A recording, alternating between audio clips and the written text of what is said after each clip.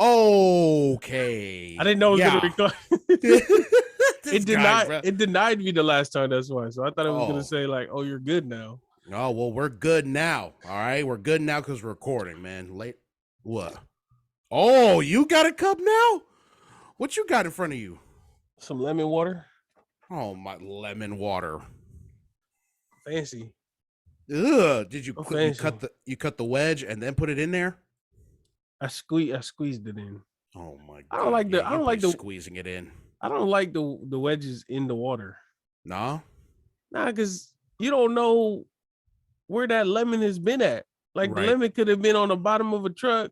Dudes must have been barefoot somewhere. Yeah, that's true. So I don't like. But you don't think there's like a cleaning process after they put their feet on it? You think there's a cleaning process? There has to be. If they're just putting feet lemon in my fucking water, bro, I don't think they're gonna lemon. I don't think.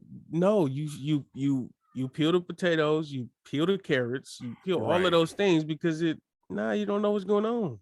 All right, fair enough, bro. Ladies and gentlemen, welcome back to another episode of the Hong Kong. I'm Marcus and that's Sefa M, bro. Yeah, we're here, episode motherfucking 44. 44.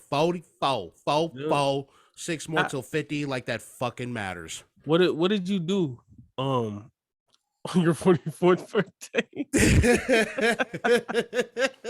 I didn't do a goddamn thing because I haven't made it there yet. Okay, all right. Couple more years. Yeah. You know what's funny? Like we were talking about before we recorded that I don't really have anything for the catch-up, but I just remembered something, bro. Oh, God. This who always does this. I know. Every time I'm asking him, like, hey, what's up? How was your week? Nothing, he always try to act like he stay home and don't do nothing. No, because I forgot. Oh my god, I forgot because shoot, it's so fucking funny, bro. I'm not thoughting in them streets, bro. Stop throwing it out there like that. Because I'm not throwing it out there like that. You throwing it back there like that. What happened though? What's going on, man? How you been, brother? I've been good, bro. Chilling, man. Yeah, doing stuff. Last week we recorded the bonus episode, right? The day after was my auntie's B-Day dinner. No, wait. Yeah, it was my auntie's. Yeah, the day after was my auntie's B-Day dinner. Shout out to my auntie Bernice. Big 50. You only turn 50 once. So we was over there. And, it was a nice seafood restaurant over there in Pedro, overlooking the marina, the port, whatever. Hilarious because, it was nice. Fancy. Oh, yeah, we're hella fancy. We were fancy that day. Damn. I just got lemon in my water. That's all I And it's so funny that I'm mentioning a marina because of the, the video that we're going to talk about today. Fucking hilarious. Yep. But, so we was at the restaurant and shit. We order our food. It was a nice seafood restaurant. And I ordered something called the Fisherman's Platter, right? And within the name, you would think it'd be a platter, right?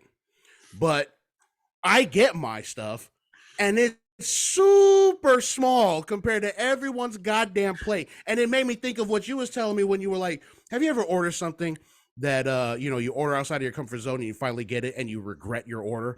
Yep. That's exactly what happened that day, bro. Because, man, everybody had the nice-looking fish and chips. Some had chicken. Their plates were all filled with food. And I only had 2 skewers and mashed potatoes, bro.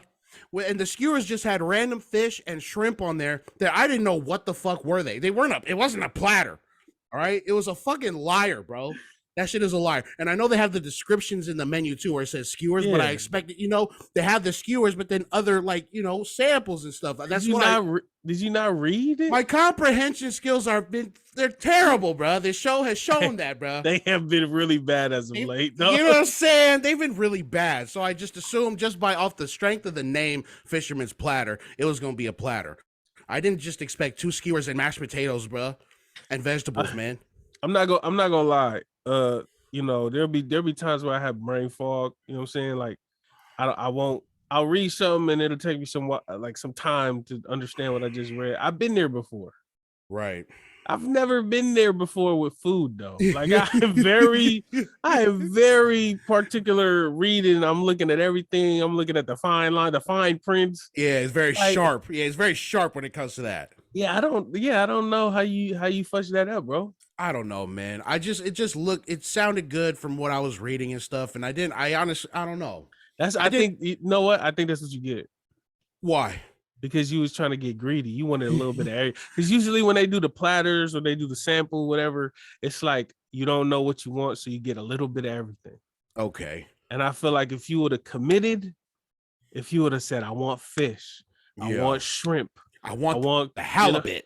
You would have just went there and they would have gave you what you wanted. But instead, it was like, this dude's indecisive. You know what? We just gonna give him a little bit of everything. He's probably not even hungry.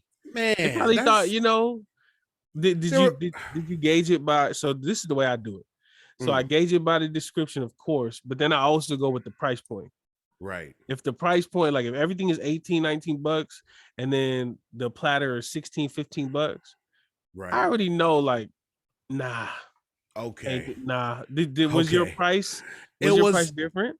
It was different, but not that different. I mean, it was like $3 or $4 like away from like the average that I seen on the menu.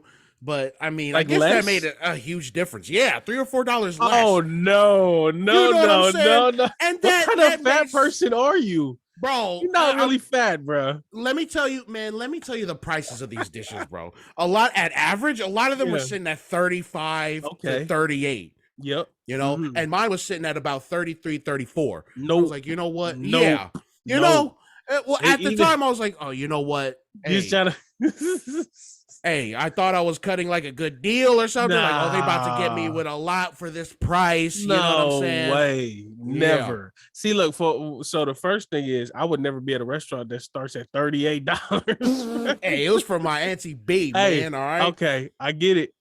But if I'm there, I'm already there. So it's like I can't negotiate a $38 plate. It's just 38. That's the average. Hey.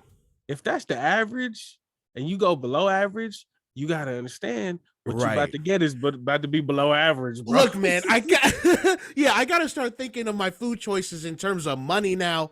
I just want to go strictly off the description and if it sounds great on paper. But now I have to go by price now. You always had to go off price, but I feel like other restaurants you've probably been there before.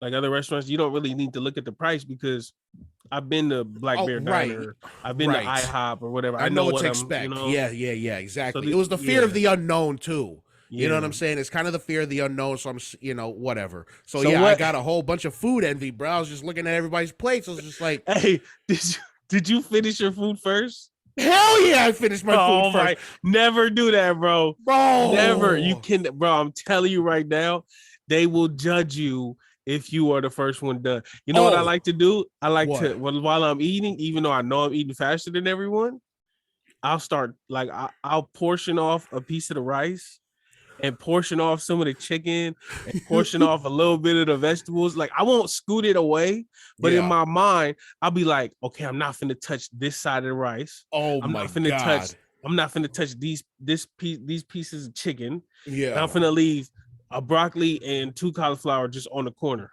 right? Look at that. See, so then has so much mental gymnastics to do with this thing.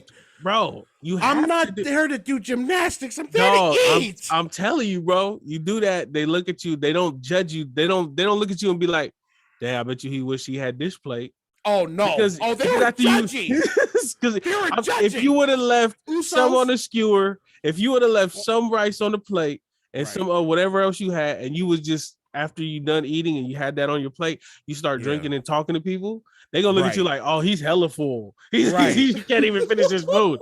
He can't even finish his food. The only downside to that is once everything's good, you gotta, like, you know what I mean? You gotta finish it right there if you want to. Right. It'll be a little cold, but they won't look at you like you're a fat piece of, They won't right. Look at you like you're a fat pig. 'Cause I've been looked at like that before. Oh, I was looked at like that over there.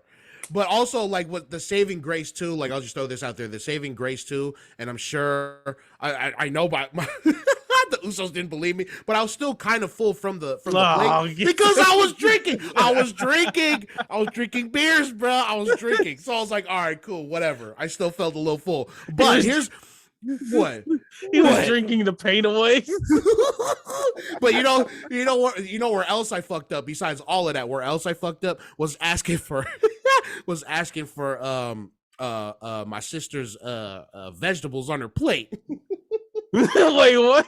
So she was still eating her food, and I was kind of hungry, but like getting there. Like, all right, cool. I still have, I finished my skewers or whatever. I finished my plate. And I look over and, everybody's still eating, enjoying their shit, big ass plates or whatever. And I look at hers and I know that nobody's going to eat the vegetables because we're all not veggie eaters. None of us are veggie, we don't eat our veggies here. Okay.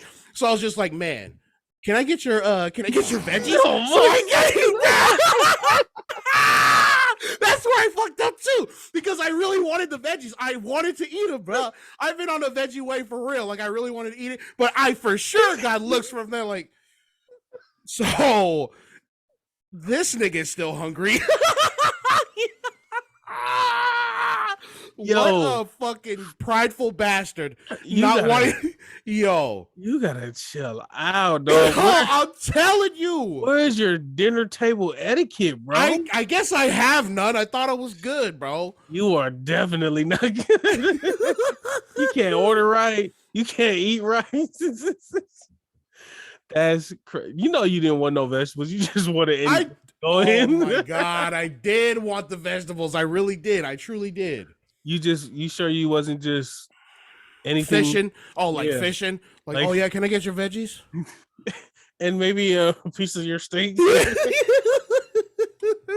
Yeah. You wanted them to... I got offered a piece of the Usos fish out of pity. But I really didn't want it after that. Yeah, I didn't want it. And you know what? I say that, and I still fucking ate it. You trying to act like I didn't want that. I just wanted the vegetables. Yeah, whatever. I guess I'll eat it, bro. I guess. I would hate for anyone else to offer me some food. Yeah. See, now I know. Like, my etiquette is trash. I would really hate for a crab cake to make its way on my plate right now. Exactly. I would really hate for. Yeah, it was bad, bro, but it was still pretty goddamn good. Even at the small portions, it was still goddamn good. But next time I'm getting me a fucking halibut. I don't care if it's out of season. 22nd Street Landing. All right, I don't care. This guy's incredible, Marcus. We just gonna clap it up for you, brother. We're gonna clap it up. Thanks, man. I'm learning, bro. I told you I don't be going out much. How did you forget that on the when I asked you? Because I put it out of my mind. It's traumatic. I buried it. That's hilarious. So anyway, how the hell have you been? I'm done talking about that. A lot better than you. Yeah. What the hell have you been up to, bro? What happened? Nothing that traumatic. Just chilling, man. I did my Thursday and Friday volunteering, and this week. Wait, you do Thursdays too? Thursday morning, yep. Oh, Thursday. I thought you just went Friday. No. So Friday now I go at 9 a.m. instead of 11. Oh, right. Okay. So I do the hamper program and then the volunteer at the soup kitchen. But this week, I'm about to be there on Wednesday. Damn. Wednesday morning. So we're going to go deliver. We're going to deliver like the packs of food and stuff. Okay. So 9 a.m. I got to be over there. And then we finna go like, I think damn near like probably an hour and a half away. Yeah. So that's going to be fun. That's awesome, man. That's awesome. Are you going to take pictures and videos and be like, hey, look what I did? I'm actually gonna take my camera and I'm gonna make like a clip basically, and we're gonna keep making clips like throughout however long I'm there, and hopefully make it into like a video so that he can play it for potential sponsors. That's hard. Or potential donors, so that they can look at it, they see what we do, they see how many people we feed, they see how we do it, and then add to the program. So that'll be cool. That's hard. Yeah, like a social media consultant, you know what I'm saying? Nice. Put my skills to good use instead of just for this podcast. Hell yeah. It. I have nothing funny or fun to talk about. That's it. Well, that's great, man. I'm glad you like no sarcasm. That's cool, man. That's really good. Did you watch Hijack? Nah. Hijack is done. Hijack is finished. 7 episodes this season. Hopefully there's another season. Yeah. That show is pretty dope. So what the homie Idris Elba. Mm-hmm. right? Yeah. Bro, that show is legit, though. You should check that out after. Reservation Dogs is back. Mm. I don't know if y'all know, and you know it's really cool. You know, now that I'm volunteering at the Native Center, and then the Reservation Dogs is about Native people, Indigenous people, and so like what I'm watching on TV now, Mm-hmm. like before the first 2 seasons I watched it, it was funny and entertaining, but like now that I'm watching it, and now that I've been at the center with like all these Indigenous people, it's an Indigenous Native Center, so Right. like I'm learning about them, I'm learning about their culture and their history. Bro, like it's crazy how identical the treatment that they got was very similar to the treatment Hawaiian people got. Oh, as far as like forced seizure of land, Like get the fuck out of here. cultural decimation, basically. Oh yeah. Like taking Mm-hmm. over, they implemented schools. Bro, they used to take kids from their families. They'd be like, y'all aren't fit to be parents. Took their kids, put them in these like church boarding school type places.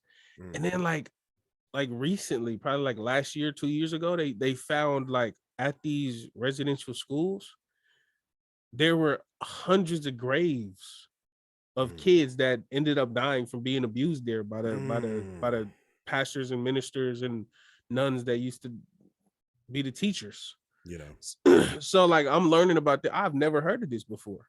So I'm learning about their history. I'm learning about how, they were basically taken, they weren't taught their culture, they were told they can't speak their language. Same thing like in Hawaii, where like they tried to decimate all the Hawaiian culture. They tried to Mm-hmm. take away everything. They took away their land, they took away their language, they took away their religion, all of that. So Mm-hmm. it's just a dope little connection that I make. And I'm just like, damn, we hella similar. Yeah.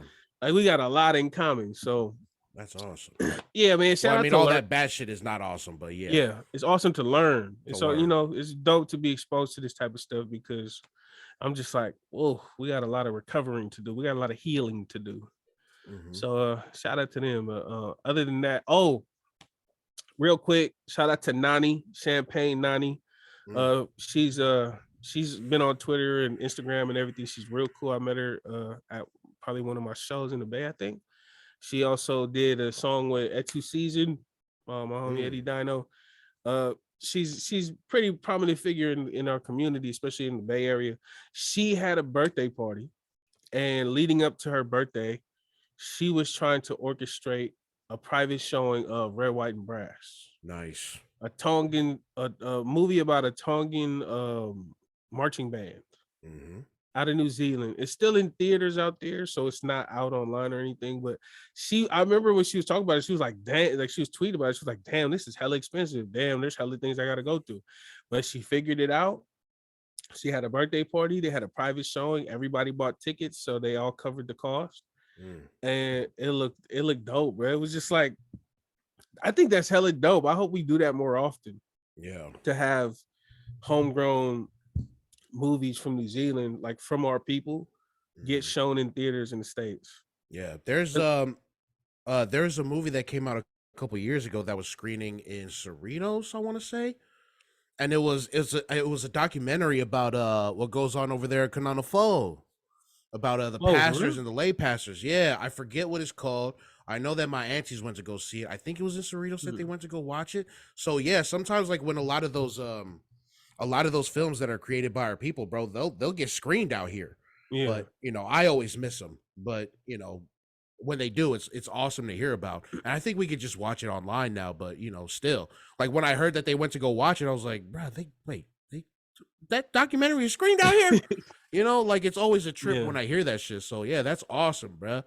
I wonder who would have to be in charge of that, because I mean, California, Washington, Utah, it's so many of us. Like Mhm. and it's so like tightly knit too, you know what I'm saying? Right. Like I feel like they could do this with a lot of these feature films that Yeah. just come out of New Zealand. Hell yeah.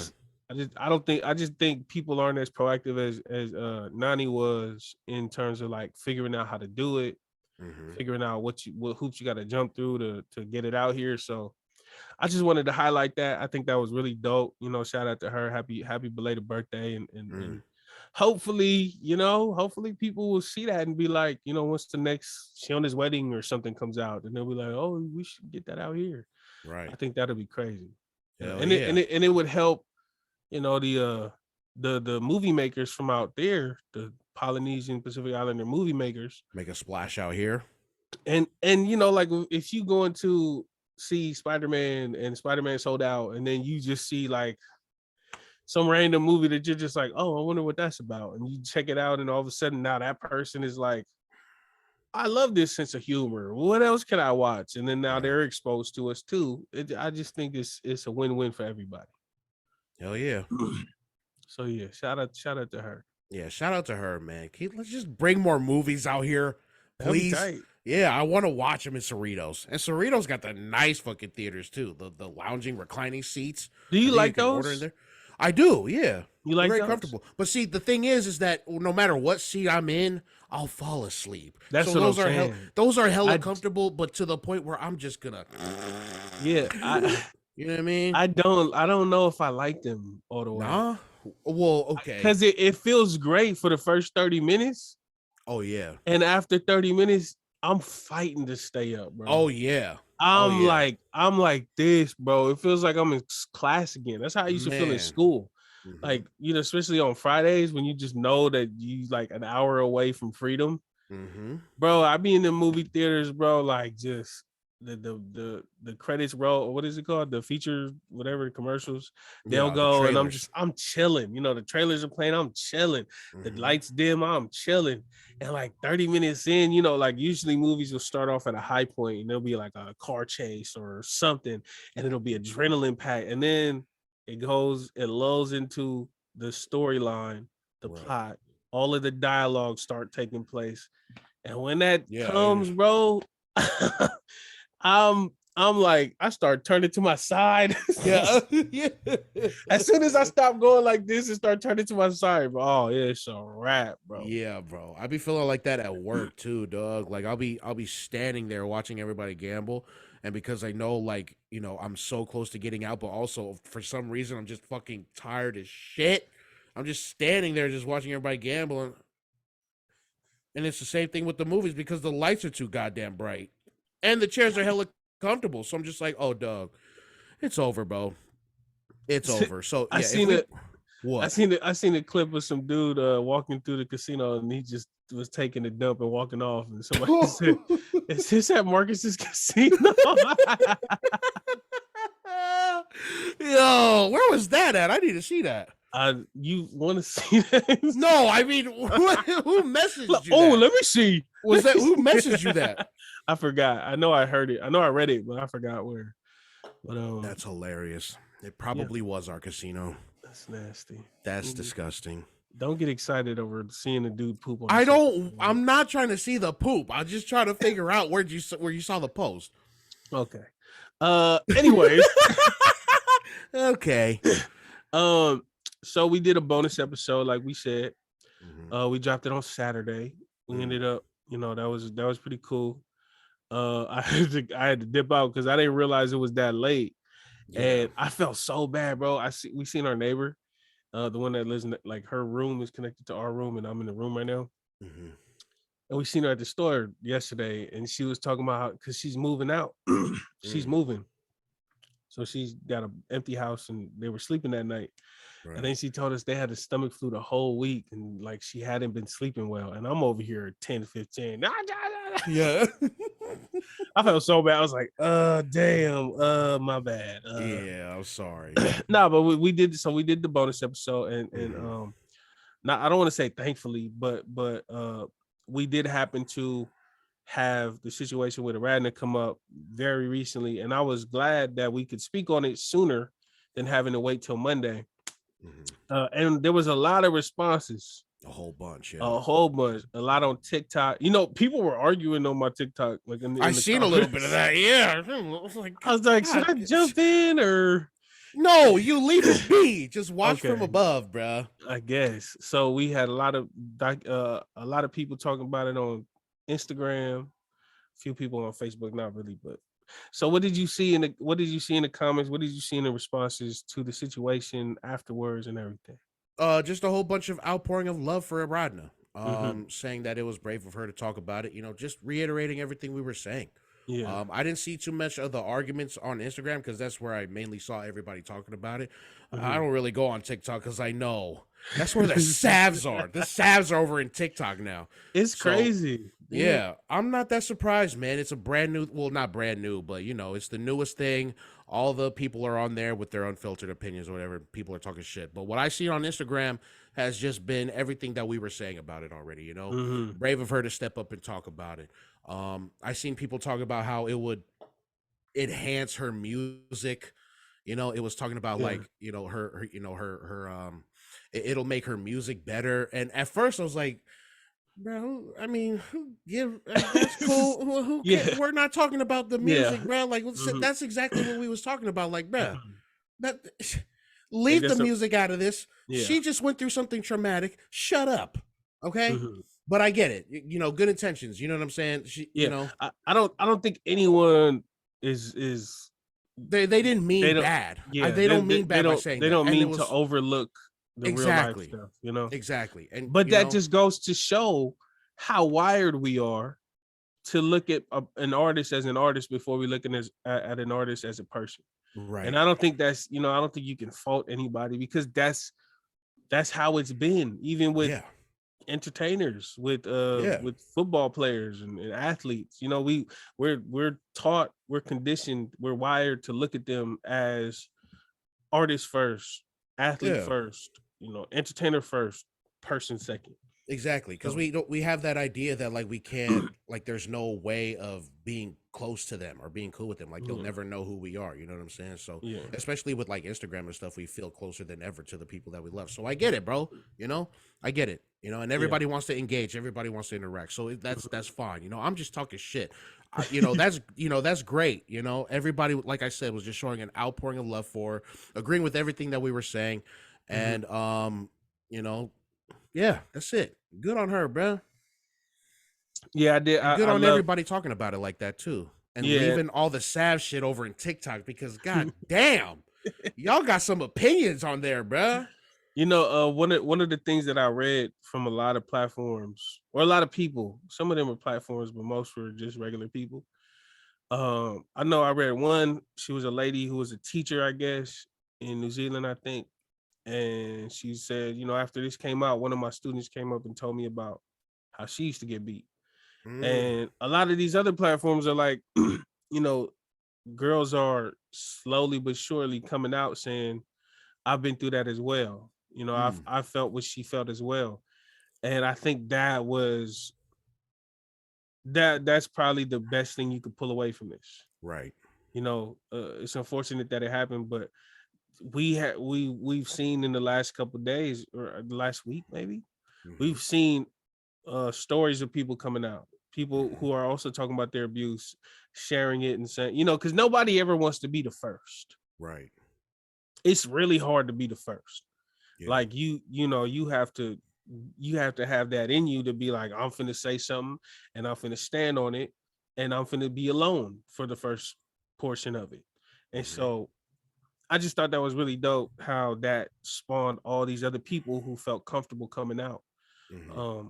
So yeah, man, I just wanted to touch up on the aftermath of everything that came after that post. There was one thing that kind of it kind of grinded my gears a little bit.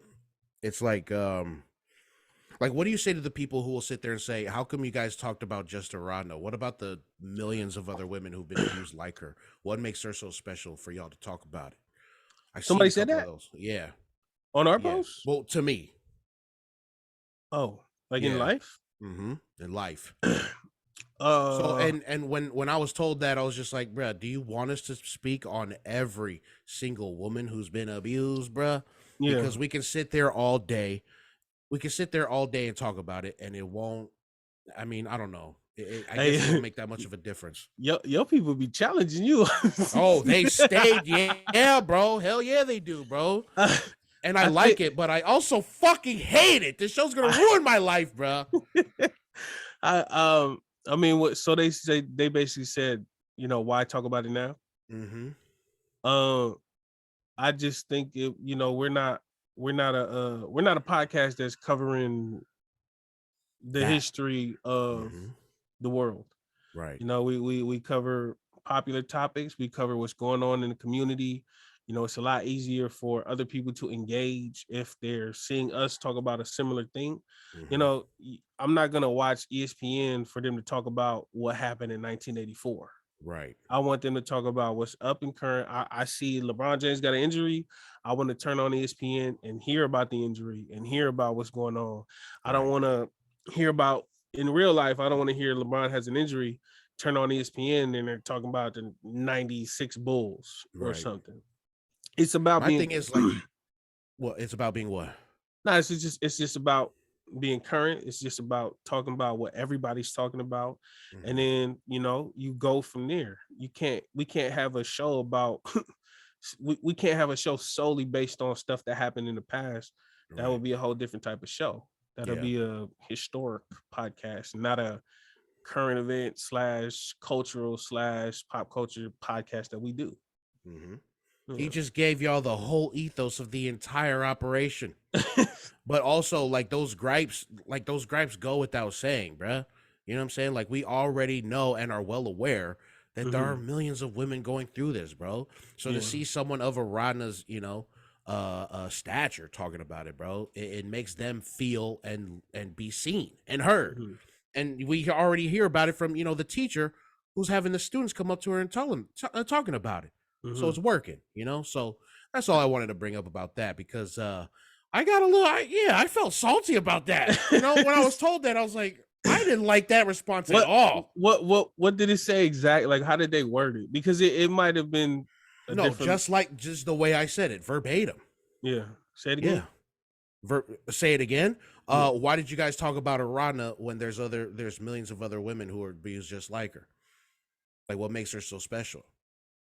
Oh, because it's Aaradnha. It's Aaradnha. I mean, not that it's a special case. Yeah, it's not that. It's, yeah, exactly. The fact that it's her saying these things, letting you know that she's going through something that millions of other people have gone through too.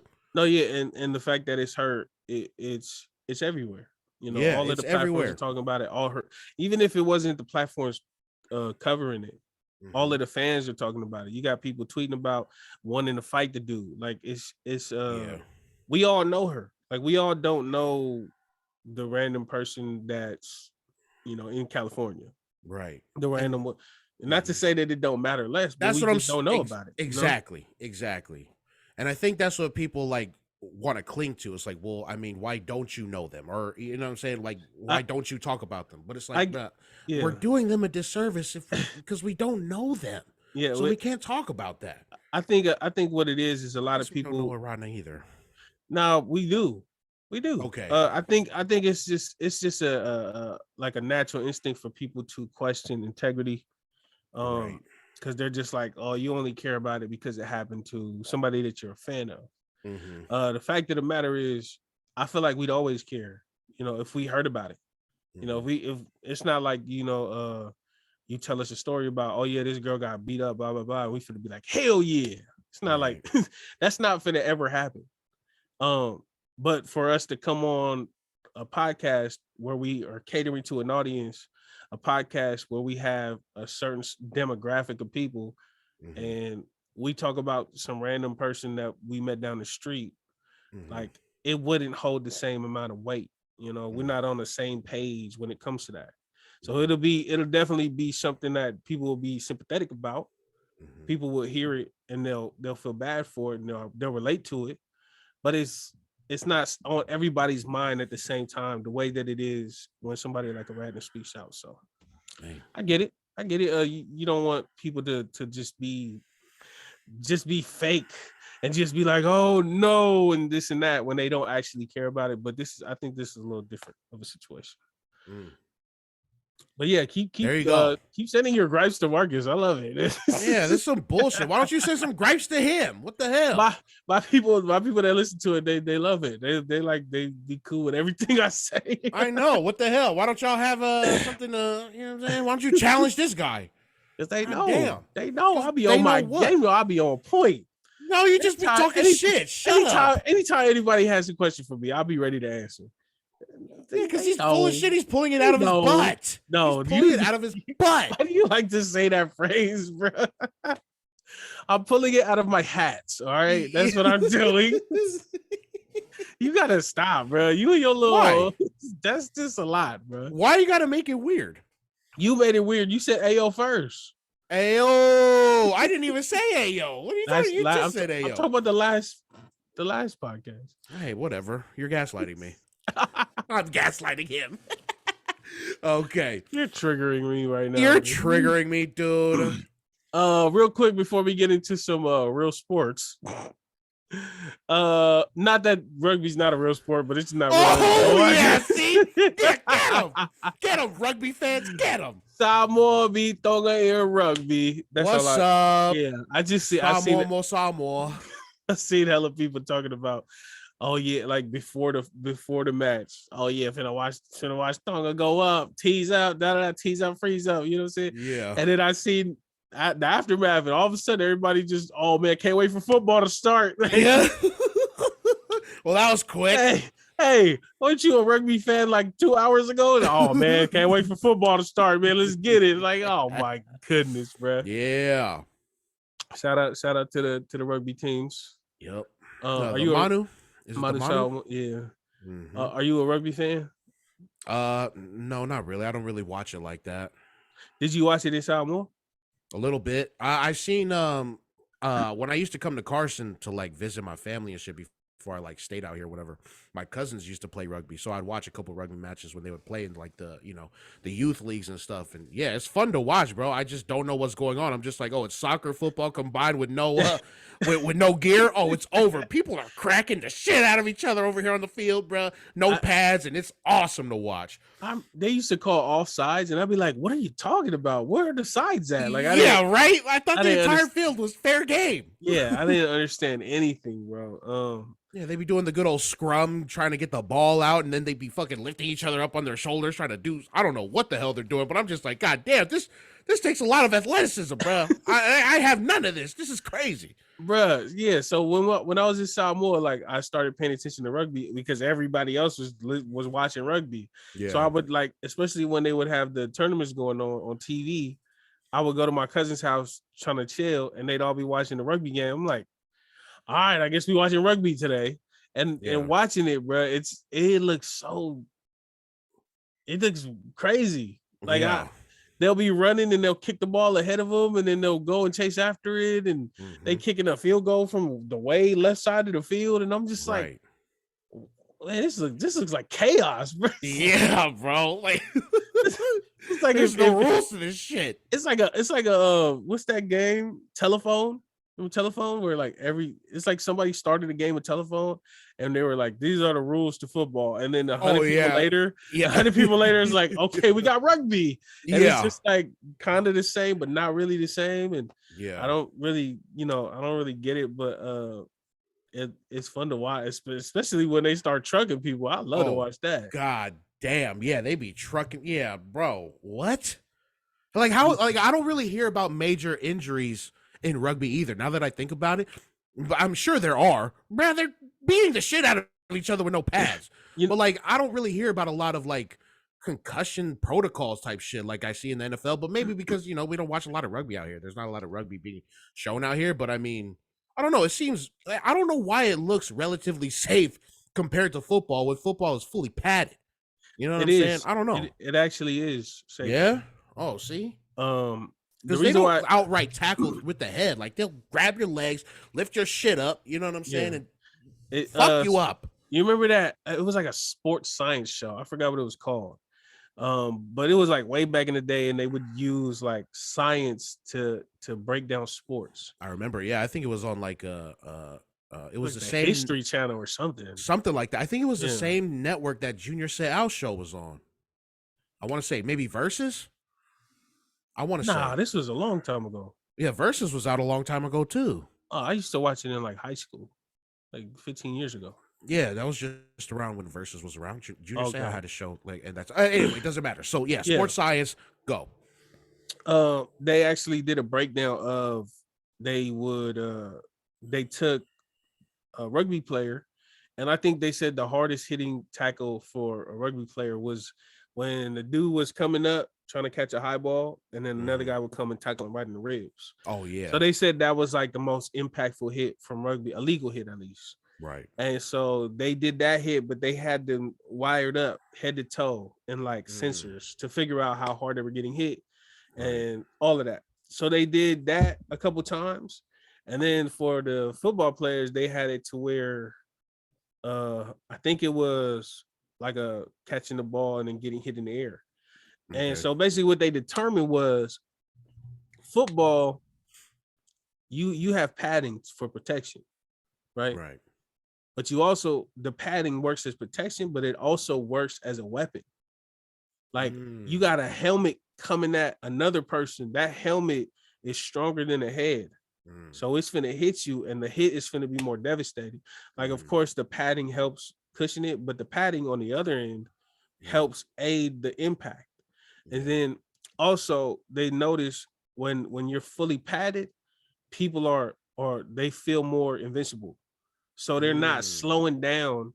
They're not taking precautions that they normally would take. So in rugby, it was they're not running full speed because they know they have to deal with the impact all on their own. So like when you go into a tackle, when you're just just your body, you take more precaution when you're going in. You know what part of your shoulder you're going to hit with. It's just a lot more methodical. You think about it. In football, when you have a helmet and shoulder pads and leg pads and knee pads, yeah, I'm gonna be like, I'm gonna take his head off because I'm fully protected. Yeah, you just feel invincible straight up in the padding. So like you have no regards when you go. You a reckless abandon. You just go in there and hit. And so that's they determined that's why football is harder hitting than rugby. So yeah, makes sense. I can see that rugby could be quote unquote safer than football, and they probably don't have it. They probably still have it though. There's always accidents. Yeah, of course. Yeah. All of the head trauma you finna get there. But I don't think it's compared to football though. Right. I think football has way more head injuries. Yeah. And none of this matters because we suck at both of these sports. You ain't catching me on no fucking pitch, bro. Because goddamn. Hey, see me on Madden though. Not you really. Know what I'm saying? I'm not that good at Madden either, but I'm gonna score a couple times. Hey, you think they should come out with a rugby game? Don't they have rugby games? Like they used to have it. I don't know if they do anymore. I used to play it on PS2. Nice. Bring that back, EA Sports. What if they have it every year? We just don't know about it. Well, then you gotta keep doing your thing, EA Sports. I don't know. Speaking of people doing their thing, hey, shout out to the boat fighters. Yeah, the boat fighters. So for those of you that don't know, it was in Montgomery, Alabama. In Montgomery, there was a situation at a marina. There was a group of dudes. They were white. They had a boat, and the security guard came in and told them, "You got to move your boat. The Harriet, like a commercial boat, is coming here. This is where they dock. You have to move." There was a back and forth. I'm pretty sure they were drunk, because I don't think you would just randomly punch a dude out of nowhere. But alas, that is what happened. The security guards going back and forth with the guys, telling them, "Hey, you got to move your boat. You got to move your boat." And instead of moving their boat and listening to the security guard, one of the guys ends up jumping over, punching the security guard in the head. And did you watch the video? Yeah, it was like a 3-minute fracas, bro.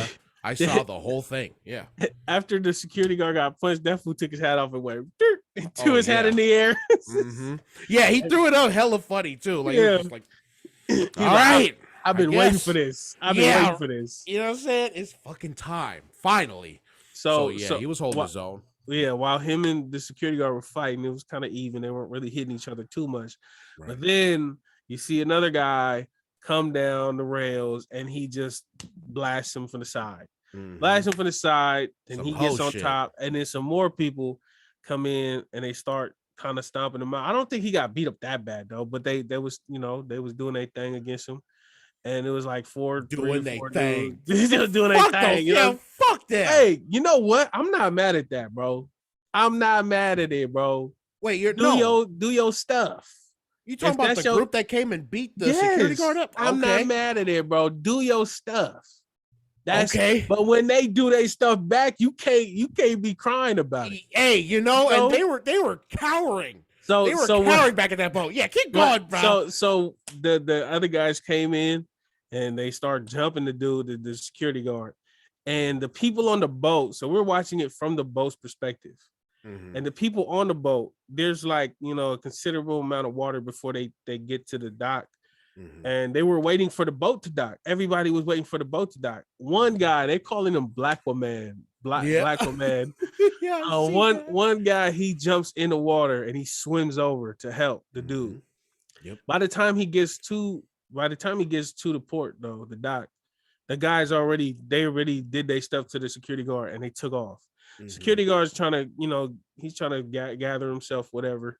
Yeah. And then when the boat docks, bro. Oh yeah. As soon as that boat gets to the dock, bro, all of these dudes hop out the boat. Oh, and yeah.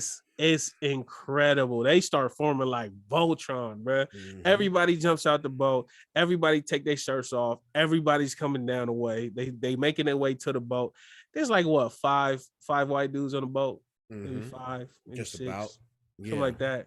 There's about 12 black dudes that hop off the Harriet that come and just start going. They start going at it.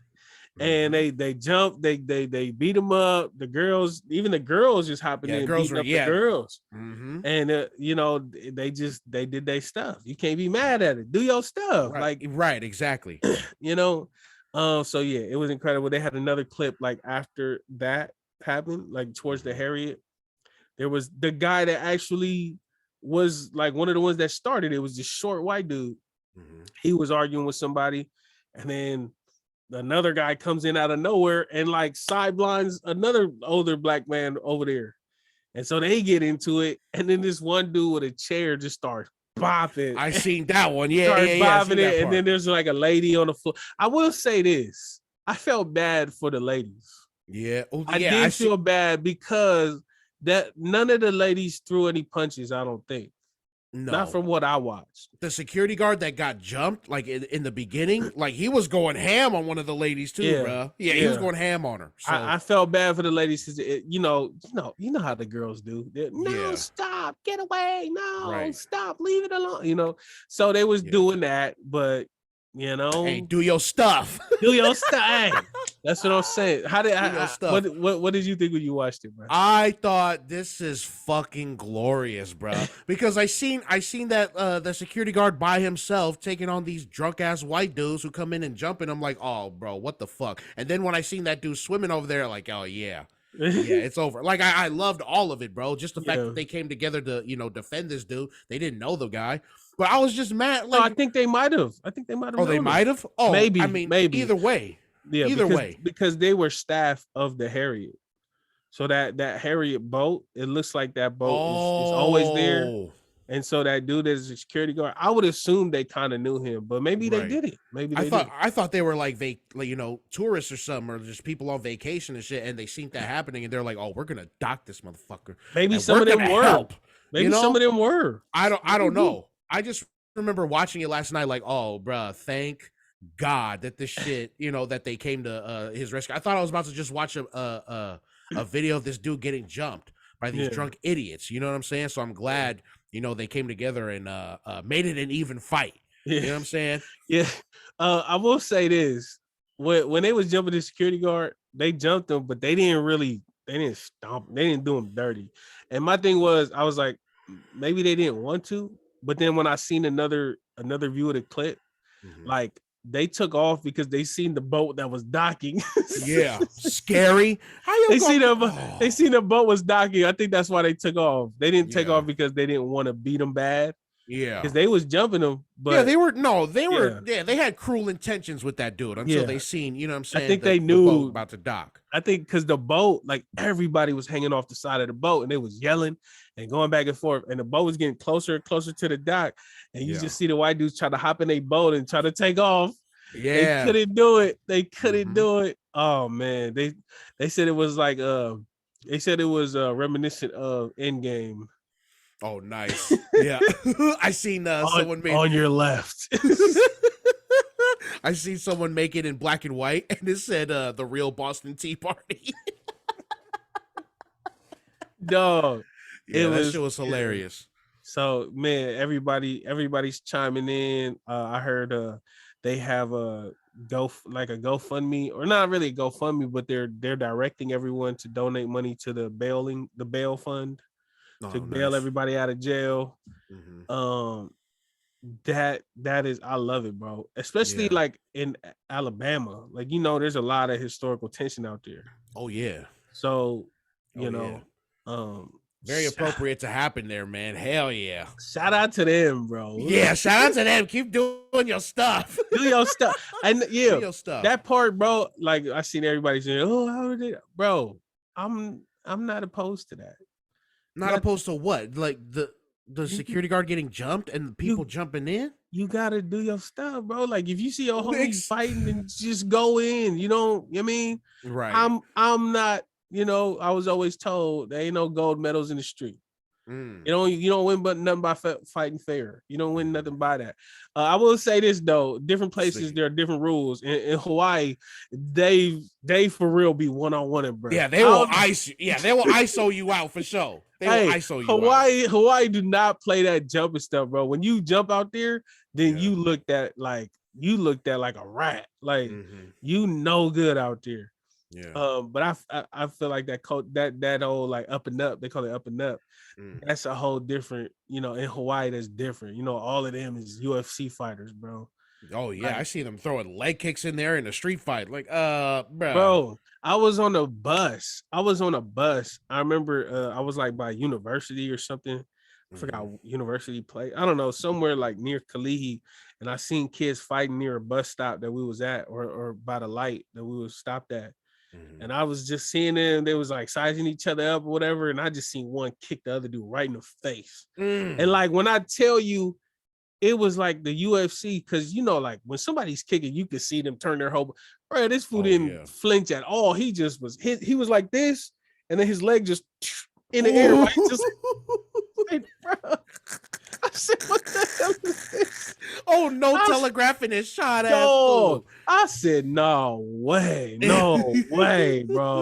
No, bro, no. Chill. Remember that Kevin Hart stand up where he said, you ever get into a fight with someone, you start seeing them doing stuff that you ain't know that they could do. Yeah. He just starts slapping his thighs and you know what I'm saying? Like, I'm cool. I'm straight. Shout out to Hawaii. They have a whole different morale system out there, moral ethics code and all that. It's cool to go one-on-one out there. If you jump somebody out there, it's different. Yeah. Different. But don't get into a fight with Sefa, because he will bite the shit out of you.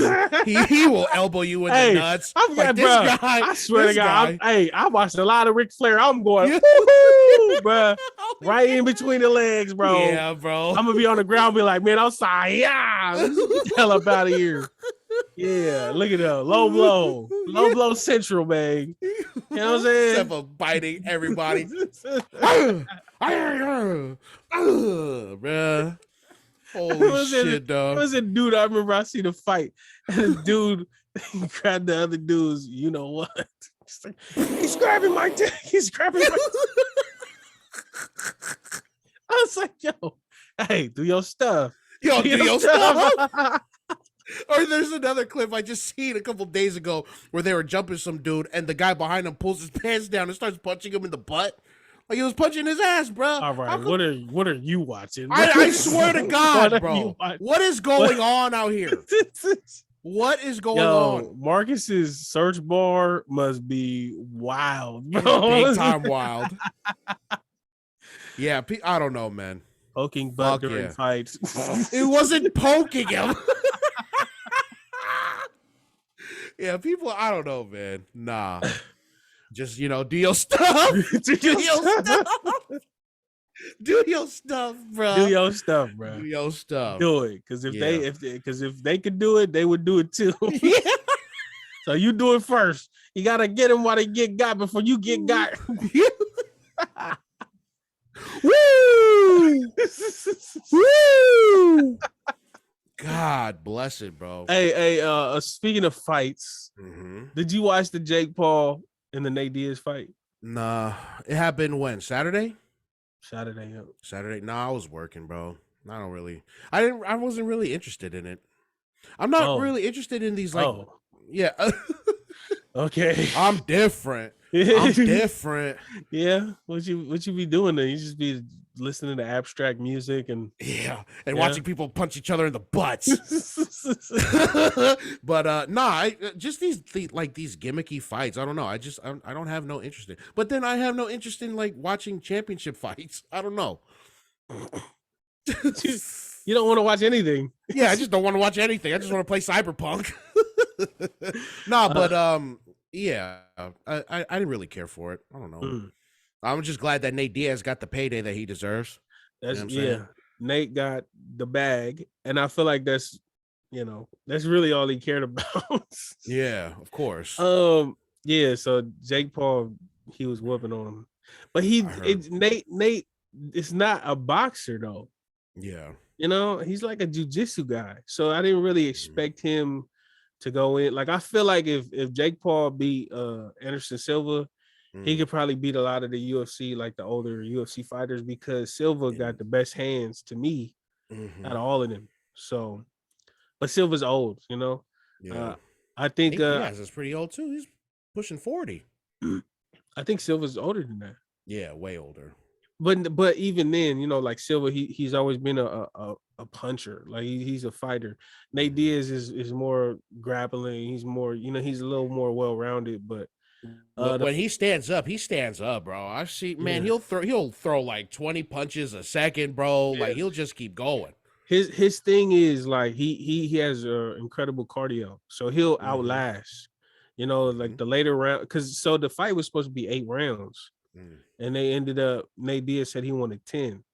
And so I would assume it was because he would figure in them last 2 rounds, Jake would run out of gas. And he really would. The last round, he was out of gas. Like Jake was holding on him for dear life. Yeah. And, I think that's where Nate would have won if it was a full 12 round bout. I think he's been in those situations where he could weather the storm, and he could stand up to it and take that abuse and still be kicking, where Jake Paul is a little more not as seasoned, So yeah, I did watch the fight. The undercard fights, there was some pretty good ones too. Nice. Some pretty close fights. They had I don't know if it was the co-main event, but the fight right before them, it was two women fighting, and bro, I think her name was Serrano. She was Serrano. She was whooping that other girl, bro. Yeah. Like she was the champ. Like she had like 2 or 3 belts. She was whooping her, bro. The girl had like a big old cut right here. It was just leaking. And but shout out to the other girl though, because she was just like, I'm good. Like the doc came in, she was like, nah, I'm straight. And she made it the whole way, but the whole way, she was getting it. She was getting it. So. And there was some other cool fights or whatever, but So what do you think of the whole gimmick fights or whatever, like things like this, where people like Jake Paul are, challenging these former MMA fighters to these boxing matches, you know what I'm saying? And, there's a whole bunch of like divide and shit, the boxing enthusiasts, and it's like the death of boxing and shit. But then you have other people on the other side like, dude, he's kind of revitalizing the sport of it, making it must-see TV, you know what I'm saying? But people are so... They cling so hard to what he does for a living outside of boxing, you know what I'm saying? And it's because it's him, it's Jake Paul. So what do you think of all that? I mean, it makes you interested in watching it, you know what I'm saying? Millions of people watch that shit. And I don't know how this could be bad. I mean, right. I'm maybe because I'm a little, I'm unknowledgeable about a lot of things boxing, but to me, you got a celebrity who's coming in, and you got a veteran who is well respected and known in the combat sports community, and you have them putting on this boxing show, and on top of that, having it, it's like an event. Like there were people there, like E40 was there. Like it wasn't just like a a UFC thing or a boxing thing. It was like a world thing. So it had all kinds of different celebrities, all kinds of different people tuning in. Yeah. I can't see how this could be bad. You got all of these people on the undercard who, if it was another fighter at the main event, they wouldn't have been watched. Yeah. Like nobody, not nobody, but most of the people that watched, they wouldn't have been exposed to these other fighters. So I don't see how it could be a bad thing. Right. Maybe the integrity portion of it, some people might feel like it's being compromised, but right. I think there's always going to be those purists in all communities. Like you got it in hip hop, where they're looking at this new music as just like old heads. Yeah, talking about you old heads. I feel like that'll be across the board in all different types of forms of art or forms of entertainment. So, I don't think it's bad. I don't think it's bad. I think all publicity is good publicity. I feel like a lot of these fighters on the undercard probably made a little more than they normally would have. Yeah. And now people are talking about boxing, like, you know? Yeah, and that's a part of it too, the pageantry of boxing, like it's alive and well in what they're doing, you know what I'm saying? Yeah. These multi-million-dollar bags that these fighters are getting that they probably wouldn't have gotten just a regular boxing match, some kind of WBO sanctioned or WBA, or WBC, whichever one it is, sanctioned fight or whatever. Like they probably wouldn't have gotten it unless they were, Spence Crawford or Jake Paul Diaz, you know what I'm saying? So yeah. I mean, it has to be good for the sport, right? I mean, it's generating a lot of revenue for it. It's getting a lot of eyes to fighters who deserve to be seen by people just outside of boxing enthusiasts. So yeah, bro, it's always a good thing. You know what I'm saying? And I'm glad that they chose to put a card on that had actual fighters all the way through. Right. I would think that's what it was, because we have these other like what's that other? It's not TikTok, but the other one that Versus was on. I know. Yeah, I know what you're talking about. They're like influencers fighting each other. Yeah, they have those cards where it's just like all YouTubers fighting each other, and like, I mean, that's cool. That's great for what they're doing. But this situation specifically, the Jake Paul and Diaz fight, like, from what I've seen, and I don't know Jake Paul, like I don't know his character, I don't know anything about the dude besides he's a famous white guy, but from the way he's talking about it, from the way he may not actually feel like it, but from the way he's putting it out there, he actually does care about boxing. And you have to care about it to take it that seriously. Like you can fake a lot of things. Like you can go to charity, you can go do charity work and fake that you care, because you go in and buy 20 boxes of pizza and start handing it out on camera. That's whatever. But I don't know, man. I feel like the time and effort it takes to actually go in to be like training to be a good boxer, like that takes dedication. And I don't know if you could be that dedicated to a false cause. Right. Like I don't see it. Maybe. I know. I believe that too. I think he really takes what he's doing very seriously. Like I think he every time he has a fight coming up, he's always trying to generate interest for it to get as many eyes to it as possible. But like, like in this one in particular, right, with Nate Diaz, and Nate Diaz is notorious, right? He's notorious for not giving a goddamn about all the outside shit, like with the like everything outside the cage or in the ring just doesn't fucking matter to him. Media day, hyping a fight, whatever, none of that shit, But Jake Paul does his damnedest to, get people talking, to antagonize him, to, just have people watch, you know what I'm saying? So he's got a little bit of everything, he's dedicated to the sport of it, the craft of it, but also the marketing and the pageantry. Like he's got it all. No matter what people say about him, he's got it all. And I think he's just doing everything right as far as getting people to be interested in the sport. So I don't know, man. It's cool. Shout out to Jake Paul. Yeah. What was you gonna say? I guess I need to watch more boxing. Oh, and by the way, I seen somebody on YouTube was agreeing with you, saying UFC was bigger than boxing. Right. Yeah, I see that too. Y'all are both wrong. But I will give you this. See, this is how he talks to people that disagree with him, bro. No, hey, you're both wrong. This is exactly how I talk. I bring facts. Boxing Boxing is definitely bigger. It's a more popular sport around the world. The Spencer Crawford fight sold 700 something, I think a little more, 700,000 pay-per-views, and the Dustin and Gaethje fight sold almost 500,000. But I will give you this: all in all, the UFC fighters made more than the boxers did.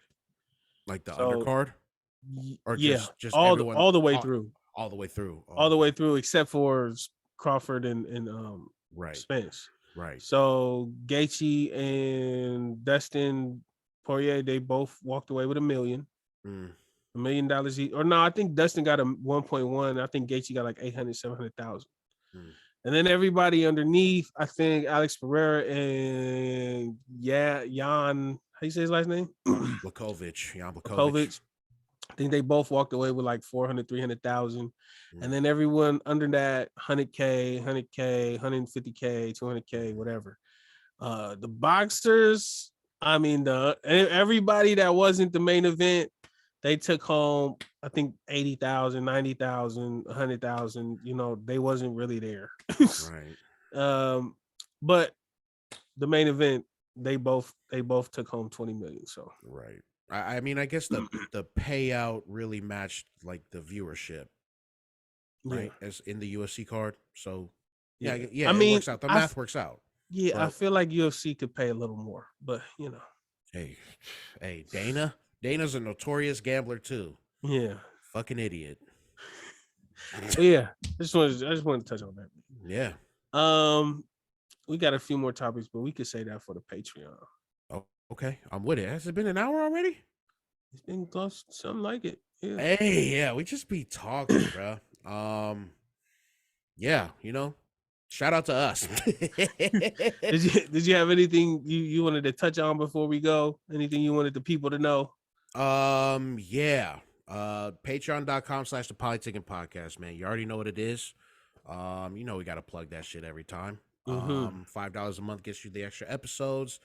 Yeah, we have like plans for the future that we're still trying to figure out, and people have reached out to us. One person in particular has reached out to us and given us great ideas. So we're always thinking of ways to expand and just keep talking about stuff.